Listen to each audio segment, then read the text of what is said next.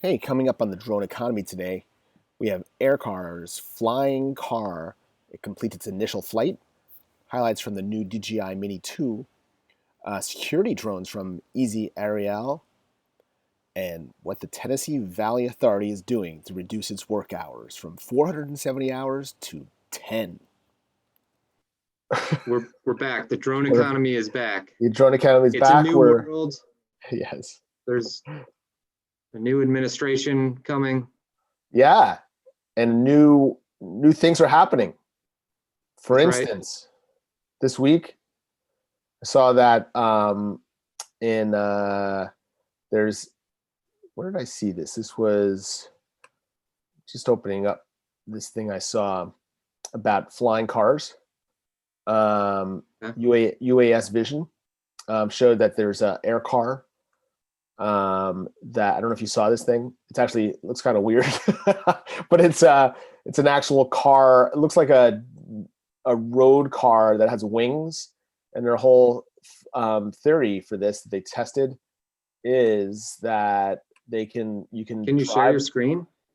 Yeah, actually, let me do Right. that. Let me share my screen here. So Screen share. I'm picturing. I mean, is it anything like the e-hang vehicles? No, Or- it's different because the e-hang is like a vertical takeoff. This is actually a plane. It's like a plane. Something out of James looks like something Okay. out of James Bond. Um, so let You me know, that share. is something interesting about drones in that um, there's some that when in doing the research, we think of them as the normal recreational drone, right? For the most part, but there are some that are like little planes Yes, it is. that I guess I wonder if those go further distance. Well, this one is weird because it's actually here. Finally, I shared my screen. So do you see my Yes, screen? So I'm trying to. So I this is what see it looks all of like. your text messages. Oh, good thing we're recording that. Uh, There we go. Okay. okay. So we have here's the flying car here. AirCar. Wow, Air that's car. real creative. It's But pretty creative, huh? AirCar, flying car. So Okay. this is it. I don't know if you're going to be able to see the video, if it's going to go smooth. This is our test. This looks. I think this was supposed to be in the new James Bond movie, I but think this is it. We all have our own James Bond, so they say you can avoid the the aggravation of going to the airport and checking in and all that. Now you just land, you fly, drive to the airport, and then within 3 minutes, I think, or something, this can take off of reaches speeds of 200 kilometers an hour. close that ad there. I don't know. Well, this I can get rid of. Okay, there we go. You see it? Yeah. It's pretty So cool. so I no longer have to check There into he my goes. my jumbo jet. So you just drive to the I airport. like the car in the background. Like, look how slow that car is. Yes.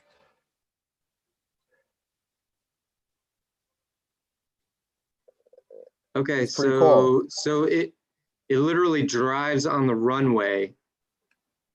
I'm Yeah. having a hard. It's like kind of choppy. So is it a propeller? It's like a wing, and then there's a little propeller in the back, but it converts. It says here it converts to a car, a plane in less than 3 minutes. It's developed by Climb Okay. Vision. So you can just get one of The these. like I guess the only problem is like when you get on the ground and then you're like, all right, cool, it's on my car again. Let's hit the road and get to my house. Then you need like all 5 lanes of the highway to drive your car with its giant wings on it. That is the problem, but they're saying neighborhoods can be designed to so everyone has one. So that's the theory. I don't know Okay. how. I I think that the well vertical look, takeoff planes would make more sense over time. I don't. This seems like a little like a 1980s vision of what it would be, but yeah. it's interesting. I saw that and I thought that this was not the way things were going, but it's working. They actually have the test prototype, so I'm sure I there's some mean, demand for it. And also If it goes I pretty could get my fast. hands on one of those, I wouldn't mind just telling other people, hey, sorry, I'm driving down the road. I'm taking up both lanes, but I'll be out of your way in a minute. That's Okay. right. Just give me a little bit of runway here. I'll be out of your way. It's pretty good. I think it Or flies like up to 600 miles distance. So that's not bad. yeah, that's So you can cool. live. So I guess gas powers the Yes, gas propeller as well. gas powered. So Yeah. it's interesting. So there was that one. I thought that was an interesting thing. They just had that's the fifth generation. It said that it's doing. It's had completed 2 test flights in Slovakia.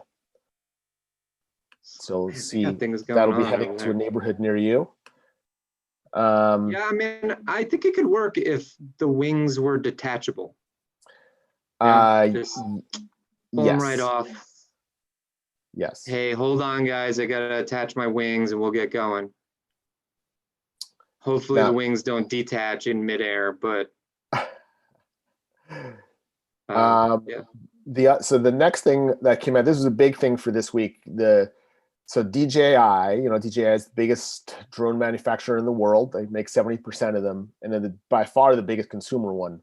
So they just introduced their DJI Mini 2 just in time for the holidays, and this thing is pretty amazing. Actually, um, it's really small. It's like the size of your palm when it's folded up, and it lasts 30-minute flight time.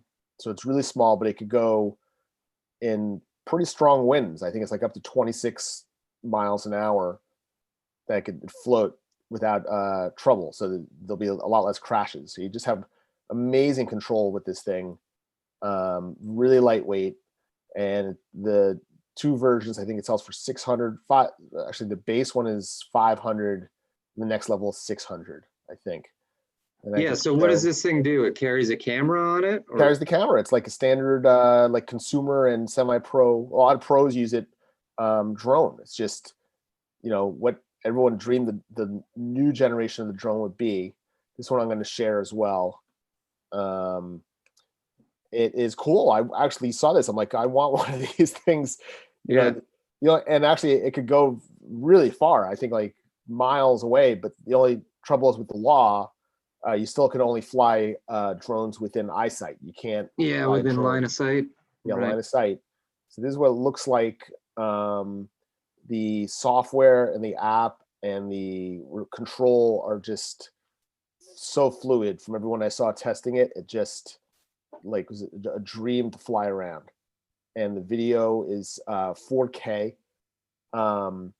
Zooming is 1080p still. Some of it's 4K, but even zooming, you get 4K and 1080p. It's just, they're just dominating the market. And I think their nearest competitor right now, from what I see, is Skydio, which is the U.S. manufacturer that's on the rise. Their software is not as good, but it's really their control overall is not as good. But the cool thing with Skydio is that this doesn't really have as well is autonomous tracking. So this has it, but from what I've seen, it's not as perfect. Like so with Skydio, I don't know if you've seen videos where you can run like if you're biking with your video, it just follows you the whole time. Okay. No, I haven't seen Automatic that. And following you and film and tracking of you. This does it as well. I think I might have I don't know if they have a video in here. all right, so hold on. Let's talk a sec about software. What software are you talking about Well, within the I say the drone GUI, or the software of the flying it? software would be the control that you're using, and Right. also Yeah. the camera and the screen you're using to control the vehicle. Yeah. Okay. So from like your phone or whatever, that the application that controls Correct. the actual drone. Yeah. Correct. So yeah, in this article you could see that it's just pictures here. They don't really see it in action. But it's if you wanted me to pull it up, I can, but it's very cool. It's a standard drone that you've seen. It's just the next generation of it that's can withstand the wind finally it's much more powerful in that way. It can, and its video quality is just amazing. So you have complete control. It could be still up in the sky for 30 minutes and on one charge, and you could use it for anything. So it could be applied to, real estate, professionals, photographers, hobbyists, you name it. It really is, it's just pushing the drone market to the next level. Yeah, I'm looking now. It looks like the price is like $449, Yes. 500 on it. Yep. And I think I saw it in the article here, but it looks like it's a comparison to the Mavic Mini. Is Mavic, I guess, is the company? Mavic, I think, is another company. It looks like you can just buy these things at Best Buy or Walmart. Yep. So everyone could buy it. Actually, this is the name of the product, the DJI Mavic Mini 2. Yeah. That's what this is. And here's an unboxing, but I don't know if they're going to have the Wait. I got a good one here. This says DJI Mini 2 challenge accepted. A video you have? Yeah. All right, I'm going to close. I'm sharing. I'm about to get it. Here we go.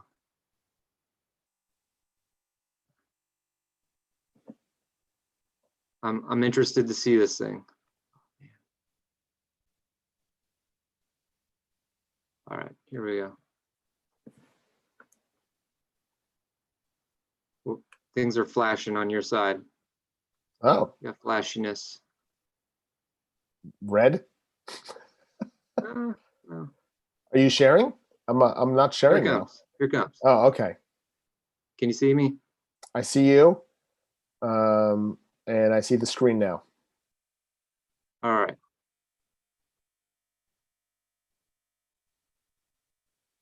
Wow, this guy is pretty intense. Bonito. Oh, dude. That's the Angel Falls there? Oh, yeah.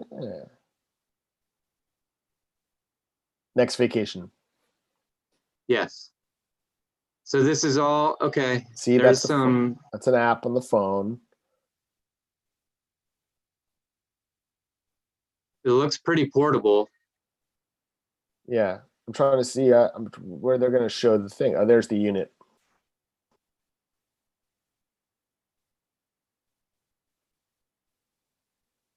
It's so small.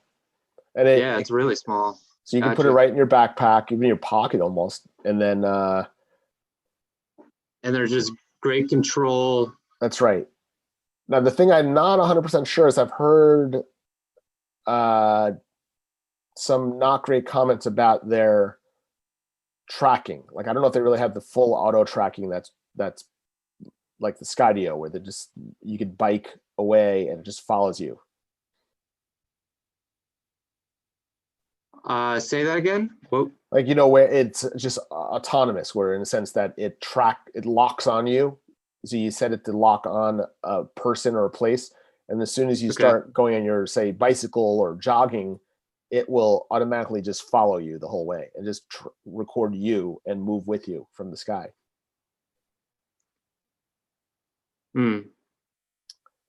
Yeah. So if you're mountain biking, like in that video. That's right, for sports videos. Just follow me. That's right. Okay. And that a lot of them do that now. Any trees? This supposedly doesn't dodge the trees as well, but a lot of them are still pretty good at that. Okay. It's interesting, but the quality, overall, that's just like a fun use of it. For what most people will use it for, it's just supposed to be amazing. Everyone's raving about it. Well, wait, what would most people use it for? Just exactly that, filming their adventure? It could be just your own hobby. Yeah, just filming different scenery, of course. A lot of people love to do that all the time. But it could also be used numerous ways for companies. You could use it for real estate, for filming properties. You could use it for inspection of properties. Anywhere. Industrial, you could use it for You know, having autonomous recharging stations and nests. It's pretty good. Here's what I'm thinking. I constantly have clogging of my gutters at my home. Yes. Right. So lots of trees around here, lots of leaves falling down, especially this time of year. And it causes drainage back up. And so then that makes me think, well, I could use it personally to go up and look at my roof and see if I need to get up there and blow off leaves. But also, even a roofing company could use it to inspect shingles, not just an insurance company that would use it for that, but just even just a general roofing company to get a view of the landscape of the roof. Yeah. And what it's going to take for the repair, so they can estimate labor, estimate supplies that'll be needed. Yeah, do it right away rather than risking falling or just reaching all around. It would make each job visit a couple of minutes rather than way an hour. Safer. Yeah. Yes. So all those things where it's hard to reach, perfect for it. Yeah. And almost every industry you could think of one. It's pretty good. And I gotta say, I mean, just from that video, this thing looked pretty easy to use.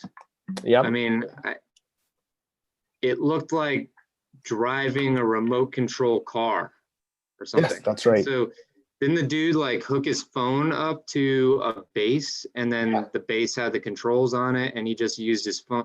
So the camera is feeding the video through the phone in an application, and he's controlling the drone via the remote control. That's right. Pretty cool, huh? Yeah, I think that's going to be the key is, well, first of all, making that software reliable, but the easier that it is to use, to where you could hand this over to even a high schooler getting his first job at this roofing company to go out and inspect roofs. Yep. If they could use it, well, I shouldn't even say a high schooler, because they're going to get it right away, right? That's right. They'll someone like us say, hey, your industry is being taken over by drones. Here you go. You're now a drone pilot. Yep, that's totally it. And there'll always be those drones are needed that are not autonomous, that you need to manually control it to look around the whole building. It's bringing it to the next level. So, and it'll be interesting to see how it does this year, because I think the consumer part of it's been falling off a little bit in the last year or so, but this drone might bring it back to a lot of people using it. This brings the pricing to where people can actually get something that's quality. Yeah. Both small businesses, like as you said, roofers, individual owners, and also consumers. So it'll be fun. So that's it. Yeah. Put it on the Christmas list. No, I think that's good. I mean, when I think about a friend of mine who's really into recreational drone photography, I know he spent well over $1,000 for his drone, which is a good one. Yeah. But to know that a quality one, that the price point is coming down to half of that, of what he paid, with a really quality mobile drone. And 4K It's video. good. So it's, I mean, and you could fly it miles away, but you just can't legally. but it can go way far away with still having radio control. You could technically control it farther away if they loosen the rules up, the laws up. Yeah, so I think we'll have to do an episode on what are the current limitations in terms of regulation and legislation. That's good. I'm gonna is yes, it's a current barrier to more acceptance. I'm going to put that in here. Okay, excellent. So moving on, lot going Yeah. on this week. What else is happening? So we had that DJI. There is this one is a security drone. So Drone Life reported on a security drone. I don't really have footage. I do have some footage actually. So hold on for a second. I'll show that in a second, but I just want to tell you about it. It's this is a US based company, Easy Aerial. They introduced their newest SAMS T Mini. SAMS is a smart aerial monitoring system. That's Oh my gosh. You know what I just wrote down? What's that? Hold on. Smart aerial monitoring system. Yes. I just wrote down that we could do an entire episode just on drone acronyms and terminology. That's excellent. You have a lot of fun with that. That's good. And might even create our own. Why not? Make them up. There's a lot of them, a lot of acronyms. We have to start our acronym machine. Put them on the side as we come across them. Yeah, a little reference book, little dictionary, I guess. Yes. I'm telling you, I've come across a lot, and it's a little overwhelming. You gotta know your lingo in the gotta get in this, ring them off. Just say your SAMs and all that. Don't lose your audience though, but know that.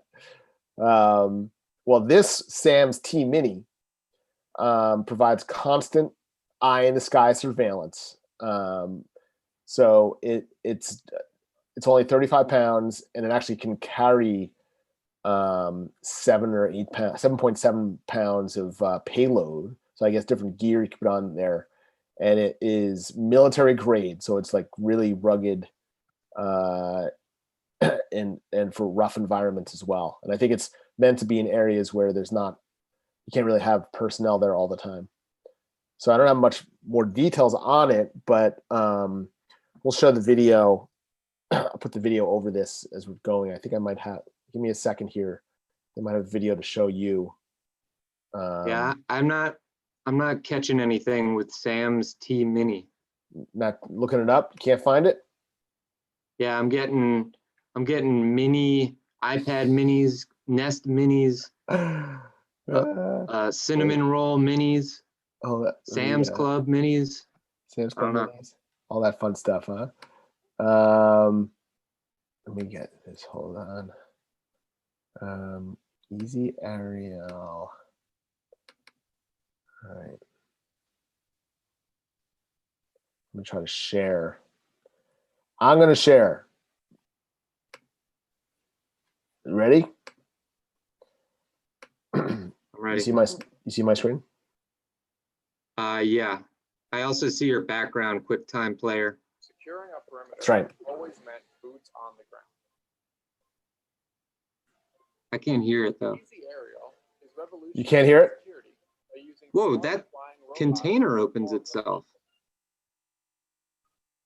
This technology allows for remote deployment of autonomous drones that can fly day and night and quickly cover large areas on the ground. Key feature. Oh, what is that? Like a system is complete operational autonomy. The aircraft will find its way back home, land, and recharge without human intervention. So it keeps going and going. Housing will seal the drone inside, keeping it safe from harsh weather conditions until the next deployment. Easy. Wow, that's cool. It's any standard. Can you hear it? Or other military. No, not really, but very portable and versatile. It is also stackable for easier transportation. Custom software enables easy mission planning. I think I just want a suitcase that opens itself like that would be a good suitcase that flies up. Easy Aerial system provides a real-time live video feed from any remote location on the perimeter. So it also a tethered version of Easy Aerial's monitor. A tethered one, so that way surveillance for up to 12 hours. You could pull it back in.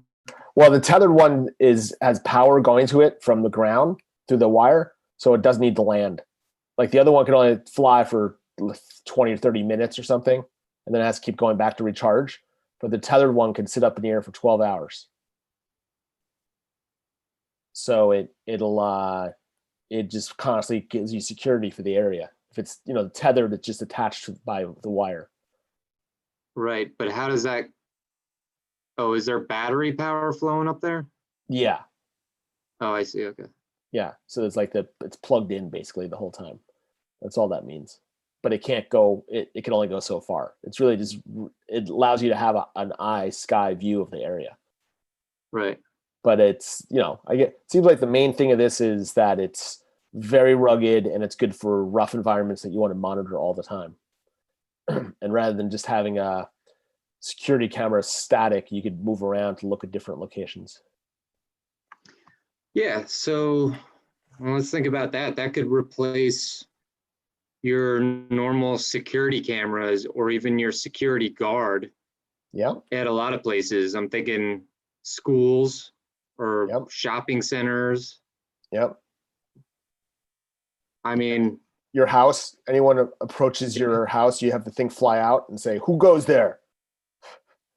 Yeah, I mean, you're definitely getting into the realm of surveillance society concerns. Yes, it's more crossing the line. I don't know. I mean, I think, like, let's say that you put those things up as, I'm just thinking the school example again, that could this be a quicker a quicker catch of something bad happening, right? An active shooter or I don't know, kids fighting on the playground or something. Yeah, that's right. Right. I mean, they do. Most schools have positioned cameras throughout the school, but they're pretty limited, right? Yes. Yes. I gotta imagine that this thing has a wider view, or can create a wider aerial view of things. Yeah, it could definitely be used for that, and it can be used on the other end for something not looking for a person or trouble. It's more monitoring of if you have like some really sensitive material or piece of equipment in a remote location, you could use it all the time to monitor and make sure it's still in place and it hasn't fallen over, or just Right. if it's like in the Arctic or someplace like that, you could use that. Or like the solar farms you were talking about. That's right, like the solar farms. Exactly. So there's rough conditions. That's what it's perfect for. Right. Solar farms are very inhospitable environments. Yeah. So they constantly have to inspect those. So that it's really just drastically reduces the cost for all those places, because they can monitor problems, they can forecast it better, and also there's just the manpower of getting out there. It's gone. Right. And it actually this next article I have is sort of ties into that in a way. The Tennessee Valley Authority? Yeah. So that's like biggest power supplier in the country, I think. And they have these massive coal-fired plants, this equipment, which doesn't sound too exciting, but they have these massive equipment that do the coal-fired plants, and within it they have these things called scrubbers, which need to make sure that it is clean, or else it gets all clogged up. And these scrubbers are enormous, and they're in these these caverns that are just enormous caverns. Right. And the way it's all historically forever been done is that they have to build these 80-foot high scaffold structures to check out the equipment, just to see if there is some damage. And it required, what did they say? It always required 480 hours to put the scaffolding up and inspect each scrubber. And now with these drones that they have now, the Helios 2 drones, they could do the entire inspection in much more detail much more thorough detail in 10 hours. So it's gone from 480 hours down to 10 hours. Which So is, I would have thought that there's a trade-off there, that it takes less time, but it's not as detailed. it's So actually that's more interesting. because they can get to where people can't see as well.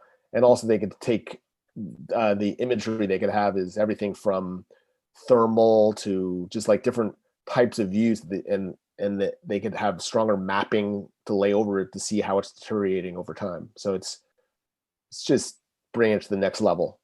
So what sort of what was a very expensive and risky, actually is pretty dangerous for the people who had to go up there, endeavor has become very safe. It's something they could inspect much more frequently and much faster, significantly 98% faster. So even the most mundane things can save an enormous amount of money and lives. Wow. Little news for you, little tidbit about the old that's awesome. scrubbers at coal plants. So I like this news approach. I kind of feel like that's a good way to go about things, with the occasional, hey, today we're going to talk about this specific topic. That's right. So because I did some research, but it wasn't on any real breaking news. Yeah, it was the industry, the evolution of the industry. Right. You did, which Right. is we can do as well. With the one and it the one was you still, did, even with the research being not exactly groundbreaking for November 2020, I still was pretty blown away by some of the things I read about and some of the ideas I had about where drones in the medical field could go. Yep. Even to the point of performing procedures in a hospital. Yeah, which is amazing. Or working with pharmacists behind the desks to mix drugs, to get drugs off of shelves, to help that whole process. Yeah. It's and then also the servicing of patients within the hospital, right? So if you have a drone assisting a pharmacist to get drugs off of the shelf, you could also have them moving through the hallways and bringing needed medications or other supplies to a patient, just That's right right. up to their bedside. And it would be scheduled, so no one would forget. They would just know to bring it at 2:00. Fill. You could actually physically fill it and then deliver it. So, it's pretty good, really good. So I mean, we've heard about. I think most folks have heard about transporting medications, getting to hard to reach areas in the world. Yes. To bring medications or to bring samples back from those areas. But I had not thought about it actually within the walls of a hospital. Yeah, that you think of it like outside, flying back and forth, but yeah, that's pretty interesting. But also flying outside of the walls of a hospital, there were some areas that I had not known were being tested or discussed or envisioned. I mean, even to transporting a person who needs rapid, medical attention. Yeah. Being able to airlift them really quickly out of an area, or being able to help people in an emergency disaster area, or you think about these people who get stuck in the fires in California, right? That's right. Being able to attend to them with a UAV seems like it has real potential. Yeah. I mean, I read something about that with the sort of like a air ambulance in a way that it can lift just at this time one person, and it can bring, I forget who it was that had that, but it they can bring one person over, like an emergency technician is flown in, and then he stabilizes the patient and then puts the patient on the taxi because it can only hold one person, the ambulance, and he flies back. The person by themselves. The bad part is normally you're not supposed to have someone unattended in the air, but it's better than them just being stuck there. Yeah. So and then they have to get the other guy back somehow later on. But still, for dire circumstances, it's much better and much less expensive than a helicopter coming in. Yeah, exactly, and safer too. I would think in many ways, as long as they're reliable, right? But you get a helicopter into some of these situations with a pilot in it, and maybe a co-pilot. That's right.